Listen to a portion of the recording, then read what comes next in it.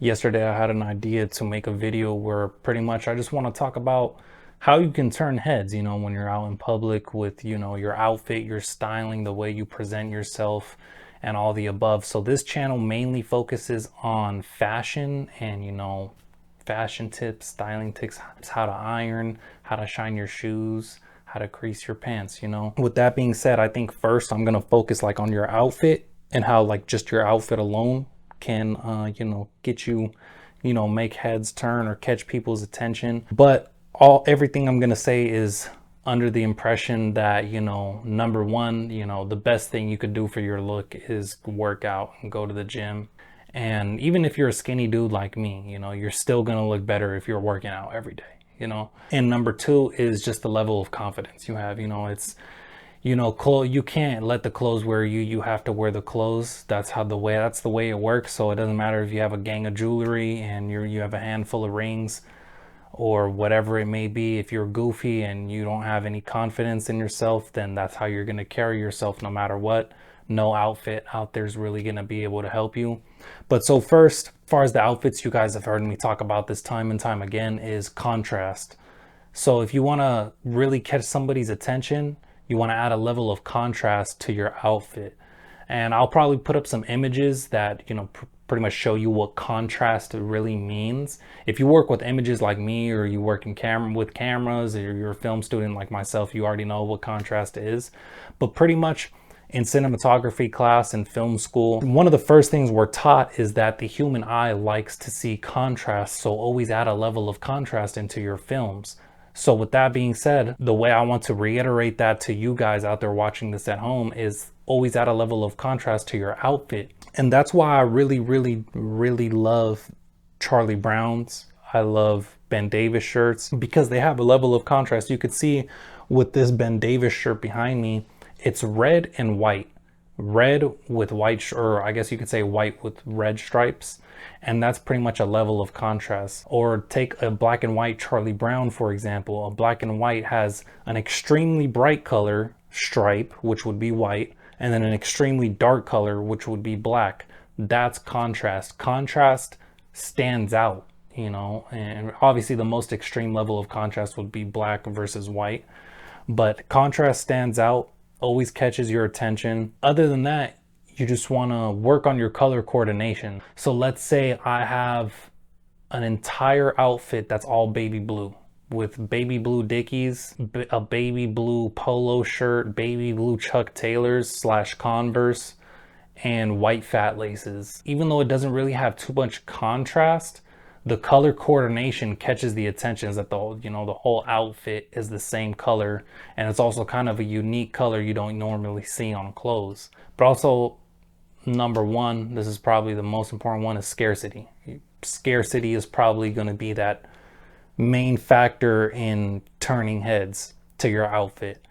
And if you guys don't understand what I mean when I say scarcity, when, let's say, me personally, I like to crease my pants, I like to shine my shoes. Not too many people know how to do that, and not too many people do it anymore. Now, yes, okay, so more people are doing it now because it's become more of a trend. But when I go out in public, not too many people have their pants creased. Not too many people have their shoes shined, or even have dress shoes to begin with. So when people see that on me and they see me wearing that style, how I styled my pants and shined my shoes, they might not be able to describe it with words, but they subconsciously think to themselves, nobody else does that. Who else does that? And that's what catches their attention, that it's something they've never seen before, especially in my generation, our generation, which I know, most people watching this video are going to be from, around my age group. A lot of people are going to see that and they're going to be like, bro, nobody does that. Who does that? That's something special. That's rare. Now, obviously, if I were to go to somewhere and it's happened to me before, if I were to go somewhere like a concert or let's just say a lowrider show, let's keep it real. If I go to a lowrider show, everybody's going to have their pants creased. Everybody is going to have a Charlie Brown on. Now, if I go there, I'm not really going to stand out because everybody else has the same thing. And that's what I mean when I say scarcity. So I hope you guys understand what I mean when I say scarcity. If not, leave it in the comment section. I'll try to, explain it a little more. But moving on, that's where I would like to transition into the next subject, which is outside of, your apparel, like your clothes, is even if I am in, let's say, a lowrider show or a concert where everybody's wearing Charlie Browns and has their pants creased, now you have to look at the factors, what's going to make you stand out still. Number one, I've lost a lot of weight, so I'm not as big as I used to be. But when I was going to the gym every day, I still work out, but I don't go to the gym anymore. I was about to hit 200 pounds, so I was a bigger dude. Not only that, I'm 6'2". So those two factors alone really make me stand out. Even if I'm in a room full of guys that have, well, pause on that. I don't know why I'm in a room full of guys, first of all. But anyways, even if I'm in a room full of guys and they all have the same exact outfit on, then people are still gonna look at me because they're like, okay, this guy's 6'2" and he clearly goes to the gym every day. Like he still stands out from the rest of these guys right here. But obviously we can't control our height. So everybody who's watching this, we're all stuck with the height, we were given. So, me, I ended up getting lucky. I grew to be 6'2". Some of you out there might be shorter, and that's okay because I feel like a lot of people are like 5'9" and they think they're short, when in reality 5'9" is very tall. I believe the average height is like 5'7". But anyways, let's move on from that. What can you change? Obviously, like I said, work out every day. That's something you can change. But what are the things you can change like immediately today? Number one would be groom yourself correctly. Me personally, I have to shave this, every day. I don't even want to say beard because it's not even really a beard, but I have to shave this every day because it grows really fast and I don't feel like it grows into like a full beard. So I just cut it. Now, if I were to let it grow in, it would be like really patchy, not full. So I feel like when I let that grow out, I just look kind of bummy. Also, my little mustache, it's not really full either, but I still make sure that it's lined up correctly and keep it groomed, keep it nice. You just want to be very clean cut. And your haircut, obviously most people prefer a fade or whatever. And specifically when talking about haircuts, that's actually another thing too. Right now I have a hat on, so you can't really tell, and my hair is pretty bummy. I was too lazy to even get dressed for this video right now. I just started a new job, so I've been pretty tired lately. But for example, I could be in a place where, or I don't even need to give you like a hypothetical. I'll put it to you like this. Look, anybody could put on a Raiders hat. That's not that special, but not everybody can have hair like mine, grow out a slick back. And not only that, but know how to style it correctly, with tres flores and suavecito. So that's another thing that could make me stand out more, is I could be in a place where, let's just say, like, I'll give you an example, like those little cholo themed parties. And I don't think they do that anymore because, it's pretty corny, but my family actually did one of those and it was for my little cousin, so I had to be there. And in that, it's like everybody like threw on a fedora or some type of hat.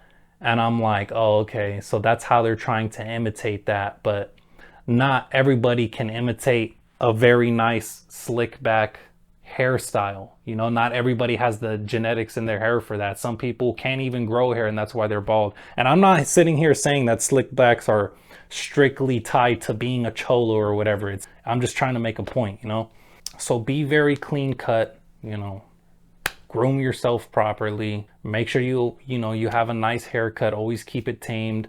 You don't have to get a haircut every week, but just make sure, it looks nice and appropriate. Like, for example, if I let my hair grow out, it'll start to like grow right here. I don't want that, So I got to make sure, like, I usually tend to get a fade so that it takes a longer time to grow out.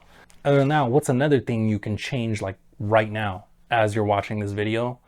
The number one thing I would say is posture. Your posture, your body language, that's going to be a major factor in when people look at you, because you could have a full tuxedo on, a $5,000 tuxedo with some Stacy Adams, or not even Stacy Adams, because Stacy Adams are like the cheaper dress shoes, or whatever, the Louis Vuitton, Gucci dress shoes.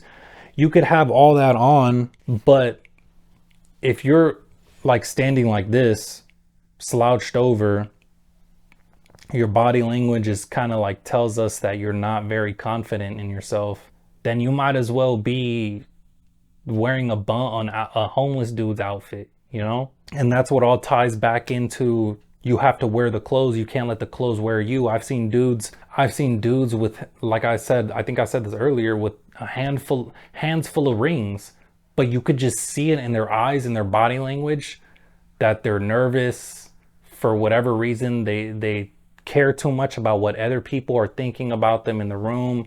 For example, if you're trying to be that big gangster for whatever reason because you think you creased your pants, so that somehow makes you a gangster, we people can see that in your eyes. They're gonna tell if you're faking or not. Like, there's no hiding from that. So one of the biggest things that's really can catch people's attention is confidence, is the confidence that you have in yourself. And body language, like me, like versus if I was standing like this, or if I was sitting, I'm sitting down right now. So if I was sitting like this the entire video, that would give you guys different pointers. You would feel differently about me, but I'm not. I'm sitting like this in, you know, a confident position. And you just want to be careful. You know, there's a fine line between being confident and being cocky. And that's something that I personally struggle with. You know, like I said, I'm 6'2" and I stand up straight like this all the time. And people look at me and they think that, you know, I'm being cocky, when in reality, like, bro, like I'm a skinny dude, but I'm a tall dude. Like, what do you want me to do? That's just how I look. Another thing you do, this is a problem that I struggle with, is flat feet. And I'll try to, you know, show you guys an example, but you could get arched shoes or arched soles, but try to fix your flat feet. Those, you know, standing up straight and fixing your flat feet are the two things that are going to fix your height. And, you know, you're going to take advantage of your height to its maximum potential, because obviously if I'm like this, I'm shorter. If I have flat feet, I'm shorter. So you always want to be confident with your body language. Every single little thing you do, just don't try to be like these Edgars, you know, that walk around the mall or walk around whatever and like put on this face, like trying to act so hard. It's like, dick, relax, bro. Like, it's not that serious. Don't try to be like one of those guys. Like I've said in the past, don't sag your pants. Sagging your pants is just not, I feel like people who sag their pants kind of just, they carry themselves without really respect, you know?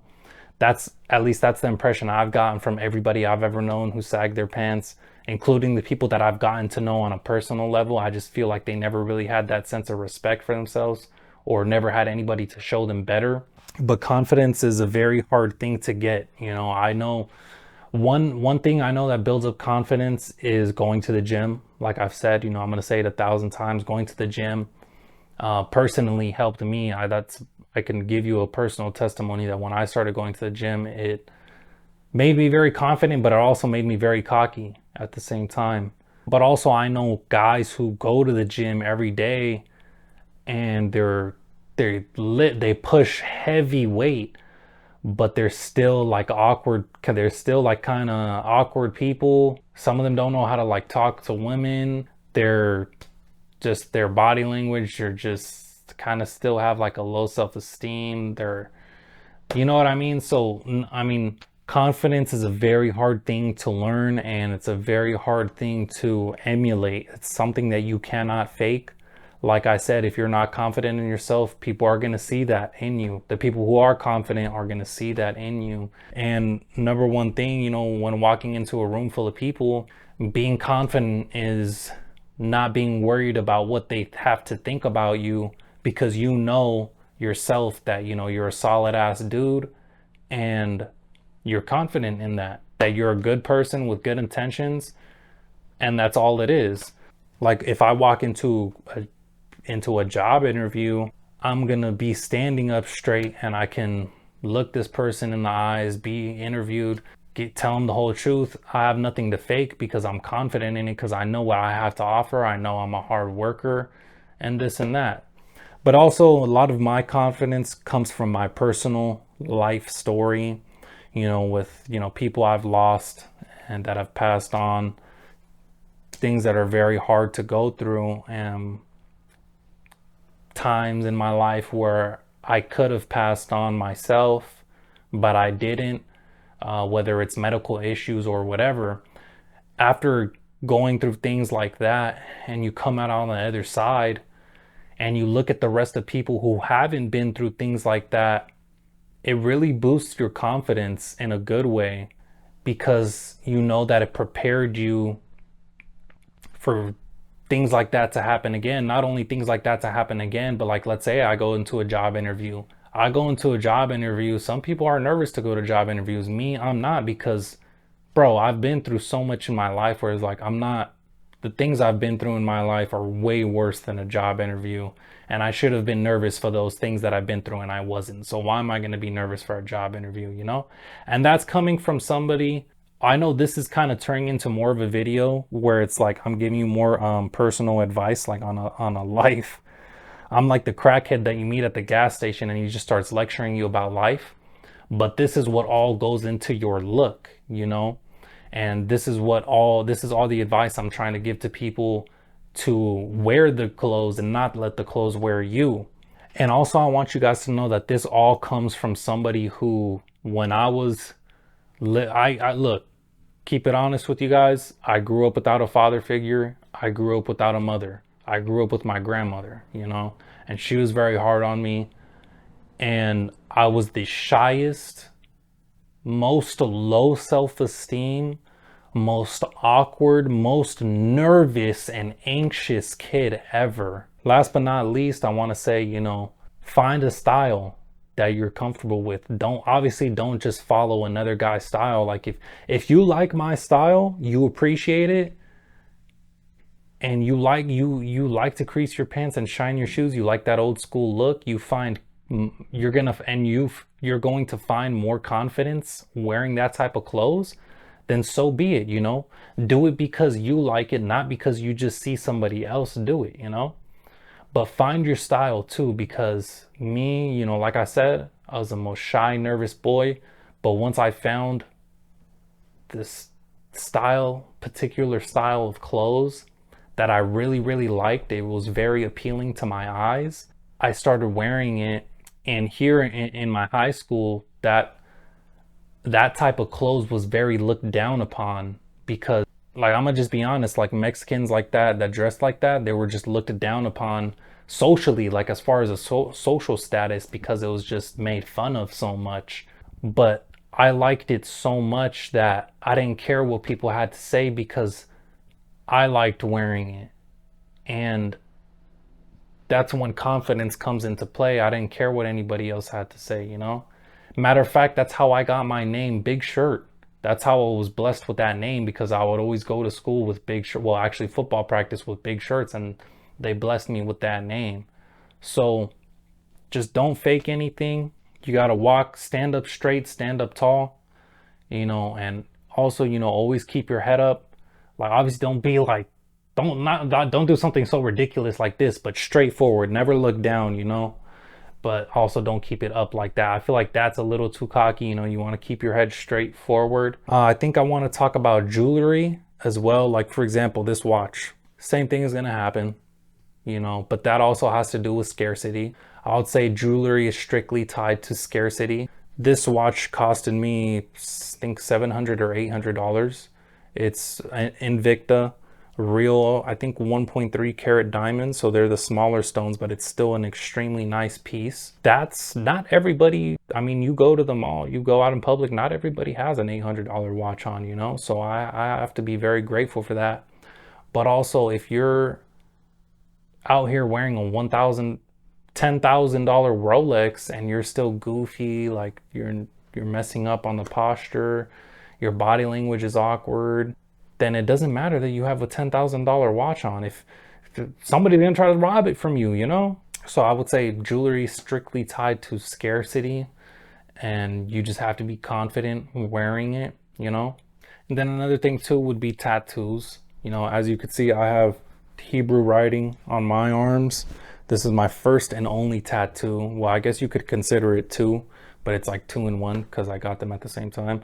I have Hebrew writing right here. I have Hebrew writing right here. This says good in Hebrew. This says evil in Hebrew, because I believe that there's actually no such thing as good and bad people. I believe that we all have a lot of good and evil inside of us, and it's up to us to the end of the day to make the right choices. That stands out a lot, I would like to say, and that this also has to do with scarcity. And now we live in a time where everybody is covered in tattoos, but people see mine and they're like, oh wow, what does that mean? You know, now if my whole arm was my arms were sleeved up, then it would just be like, oh, okay, this is just a dude covered in tattoos. But instead, no, I don't look like that. Oh, I'm like, okay, that guy has writing on his arms, like which which not a lot of people even know this language, so it's more like unknown. For those of you who don't know, this is the language that they wrote the Old Testament in from the Bible, which was the inspiration for me. So tattoos can help you stand out if you use it and do it in the right way. And I believe if you sit here and try to stand out, if you sit here and get a tattoo specifically to try and stand out, then it's not going to work. It's going to go against you, because I didn't get these tattoos to try and stand out. I got them because that was something that I really believed in. Like, I have good and evil in me. I believe that there is a spiritual realm where there are demons and angels around me, and I have to fight to go to the good side. So if you are going to get a tattoo, make sure you get a tattoo that means something to you. Don't just, I remember in high school, there was this girl that got Arabic on her back, and it was literally just because she was like, oh, Arabic's wet. I'm like, bro, what? Like, why Arabic? Like, that's so random. Like if she would have given me a reason, like, oh, well, actually my third cousin is Arabic, like, I would have been like, oh, okay, well, at least there's that. Me personally, right? I'm Mexican. I'm not Israeli. I'm not Jewish to have Hebrew writing. But like I just gave you guys the story, it was the Bible that motivated me to get this type of writing on, my arms. And that, especially after somebody comes up to me and asks me that, then I stand out even more, because this tattoo, they know that this tattoo carries meaning to me, And instead of me just having my name tattooed right here on my forearm, which is very basic, I mean, it's kind of like whatever. Tattoos, I mean, they're a way that tattoos could be, used to your advantage. Just I wouldn't say don't go too crazy on them. Not only that, but me, these are the only tattoos I have. So the tattoos stand out more because they're the only ones that I have, and I'm not covered head to toe in tattoos. Now, with all that being said, I'm going to end the video here. I want to thank you guys all for watching. This video, I was really just talking, not really showing or demonstrating you guys anything. I'll probably put photos up to show you guys examples of everything that I spoke of throughout the course of this video. But yes, thank you guys so much for watching. If you made it to the end, comment down below Febreze there, because there's a Febreze bottle right here. Comment down below Febreze if you watched the end of the video, so that I know that you watched the whole video. I really appreciate that. And yeah, if this is your first time seeing me on your screen or ever hearing about me, my name is Vincent. I'm also known as Big Shirt, as I explained in this video. I replied to all of my comments, so if you want to reach out to me, leave a comment or feel free to DM me on Instagram. Other than that, I would greatly appreciate it, if you could like and subscribe. And even if you disliked the video, I would appreciate it too if you could leave a dislike on the video, so that way it would let me know, And that's it. That's really it. I wish you guys the best of luck on your journeys, building up your style and your character and your presence, in the world. Good luck to you all, and have a good rest of your day.